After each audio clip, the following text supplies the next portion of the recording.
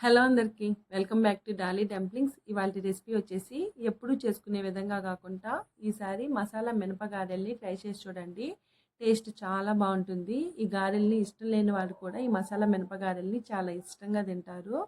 ఇప్పుడు ఈ గారెల్ని ఎలా చేసుకోవాలో ప్రాసెస్ చూసే ముందు ఫస్ట్ టైం మన ఛానల్ని ఎవరైనా చూస్తున్నట్లయితేను సబ్స్క్రైబ్ చేసుకోండి. ఇప్పుడు మసాలా మినపగారెల్ని ఎలా చేసుకోవాలో ప్రాసెస్ చూసేద్దాము. నేను ఇక్కడ మార్నింగ్ బ్రేక్ఫాస్ట్గా చేస్తున్నానండి. దానికోసం ముందు రోజు రాత్రి ఒక గ్లాసు మినపప్పుని నానబెట్టి తీసుకున్నాను. ఈ మినపప్పుని శుభ్రంగా వాష్ చేసుకొని వాటర్ ఏమీ లేకుండా డ్రైన్ చేసుకొని తీసుకోవాలి.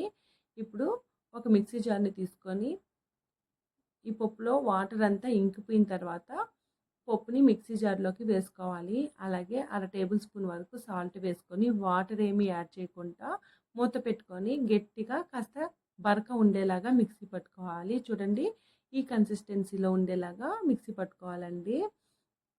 ఇప్పుడు ఇలా మిక్సీ పట్టుకున్న ఈ పిండిని ఒక మిక్సింగ్ బౌల్లోకి తీసుకోవాలి. ఈ పిండిని పక్కకు ఉంచేసి అదే మిక్సీ జార్లో 2 టేబుల్ స్పూన్లు ధనియాలు, 2 కారం గల ఎండుమిరపకాయల్ని సన్నగా కట్ చేసి వేసుకోవాలి. అలాగే 2 ఇంచులు అల్లంని చిన్న చిన్న ముక్కలుగా కట్ చేసి వేసుకోవాలి.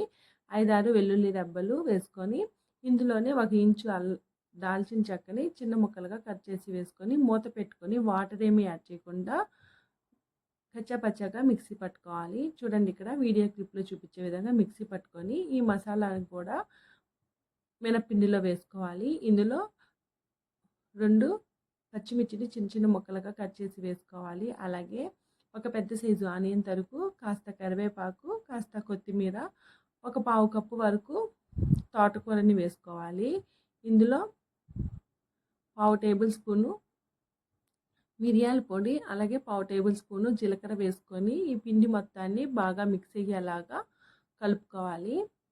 కాస్త గట్టిగా మ్యాష్ చేసినట్టు కలుపుకోవాలండి. ఇలా కలుపుకున్న తర్వాత ఇందులో చిటికెడు వంట సోడాని వేసుకోవాలి. వంట సోడాని ముందుగా వేసుకొని కలుపుకోవద్దండి, పిండి లూజ్ అయిపోయే ఛాన్సెస్ ఉంటుంది.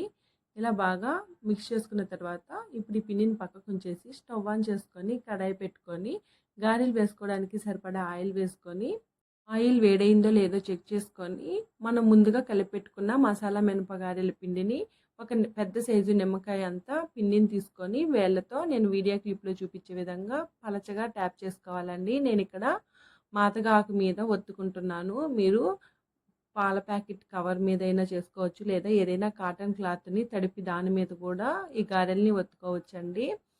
ఇలా ఒత్తుకున్న ఈ గారెల్ని నెమ్మదిగా తీసుకొని మంటని మీడియం ఫ్లేమ్లో ఉంచి గారెల్ని వేసుకోవాలి. అదేవిధంగా కడాయికి ఎన్ని గారెలు సరిపోతాయో అన్ని గారెల్ని వేసుకోవాలి. అలాగే ఎక్కువ గారెలు వేసుకోవద్దండి, కాస్త ఫ్రీగా ఉండేలాగే గారెల్ని వేసుకోవాలి. ఇప్పుడు వేసిన వెంటనే కలపకుండా అలాగే 1 నిమిషం పాటు వదిలేసి 1 నిమిషం తర్వాత రెండో సైడ్ కాల్చి తీసుకోవాలి. చూడండి, ఇలా లైట్ గోల్డెన్ బ్రౌన్ కలర్కి చేంజ్ అయిన తర్వాత ఈ గారెల్ని పక్క తీసుకోవాలి. అదేవిధంగా మీకు ఎన్ని గారెలు కావాలో అన్ని గారెల్ని వేసుకోవాలి. అంతేనండి, మసాలా మినపగారెలు రెడీ అయిపోయాయి. ఇది వేడి వేడిగా సర్వ్ చేసుకుంటే చాలా బాగుంటుంది. అలాగే ఈ గారెల్ని కాస్త పలచగానే తట్టుకోవాలండి. చూసారు కదా మసాలా మినపగారెల్ని ఎలా చేసుకోవాలో. ఈ గారెల్ని చట్నీతో కానీ లేదా ఉత్తిగా తీసుకున్నా కానీ లేదా ఏదైనా కారం పొడితో సర్వ్ చేసుకున్నా చాలా బాగుంటుంది. చూసారు కదండి మసాలా మినపగారెల్ని ఎలా చేసుకోవాలో ప్రాసెస్ ఏందో. ఈ వీడియో మీకు నచ్చితే లైక్ చేయండి, షేర్ చేయండి, కామెంట్ చేయండి. Thank you.